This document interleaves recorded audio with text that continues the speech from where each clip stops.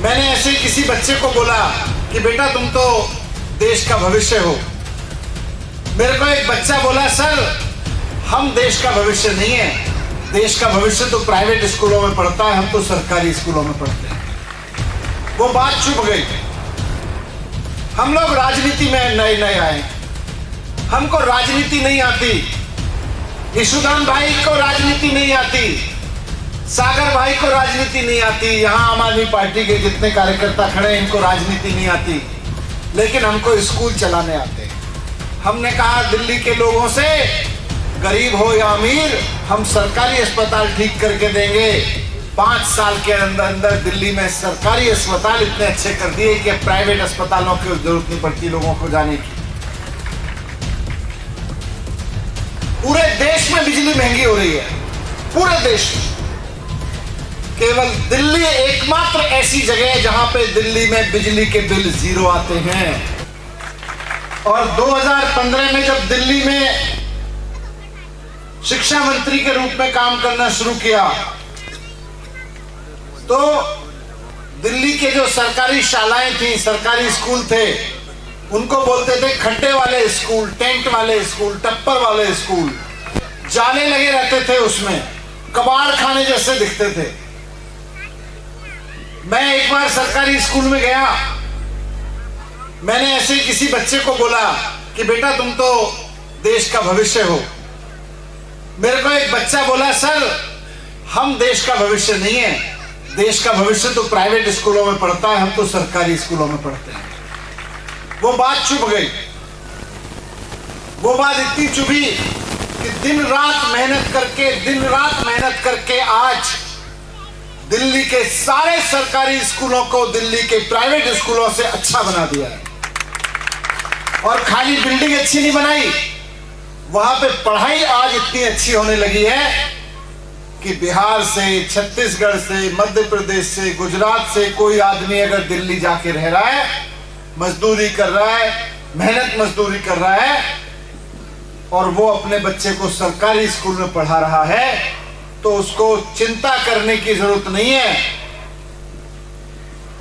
उसका बच्चा, उसके परिवार का भविष्य भी है और देश का भविष्य भी है, और शानदार भविष्य है। हम लोग राजनीति में नए नए आए, हमको राजनीति नहीं आती। यशुदान भाई को राजनीति नहीं आती, सागर भाई को राजनीति नहीं आती, यहाँ आम आदमी पार्टी के जितने कार्यकर्ता खड़े हैं इनको राजनीति नहीं आती, लेकिन हमको स्कूल चलाने आते हैं। हमको अभी सागर भाई बोल रहे थे, कितना एकड़ से कितने एकड़ पहुंचा आपका वो महसाणे वाला बीजेपी का नेता? 4 बीघा से 1000 बीघा अपना करना नहीं आता, लेकिन इतना जरूर आता है कि 4x4 की झोपड़ी में रहने वाले को, बच्चे को ऐसा पढ़ा दो कि वो 400 बीघा जमीन खरीद सके, बड़ा आदमी बन जाए, इतना आता है। और ये किया है, दिल्ली में करके दिखाया है। हमको स्कूल ठीक करने आते हैं, हमको अस्पताल ठीक करने आते हैं। यहाँ पे ये बोलते हैं सरकारी अस्पताल ठीक नहीं हो सकते, प्राइवेट अस्पतालों में इलाज कराने जाओ। हमने कहा दिल्ली के लोगों से, गरीब हो या अमीर, हम सरकारी अस्पताल ठीक करके देंगे। 5 साल के अंदर अंदर दिल्ली में सरकारी अस्पताल इतने अच्छे कर दिए कि प्राइवेट अस्पतालों की जरूरत नहीं पड़ती लोगों को जाने की। पूरे देश में बिजली महंगी हो रही है, पूरे देश में। केवल दिल्ली एकमात्र ऐसी जगह है जहां पे दिल्ली में बिजली के बिल 0 आते हैं। हमको राजनीति करनी नहीं आती, हमको अपने दोस्तों को अमीर बनाना नहीं आता, लेकिन हमें गरीब आदमी को महंगाई से लड़वाना आता है, क्योंकि उसको बिजली का बिल ना देना पड़े, उसके घर में बिजली का बिल 0 आ जाए। ये केजरीवाल जी को ही आता है।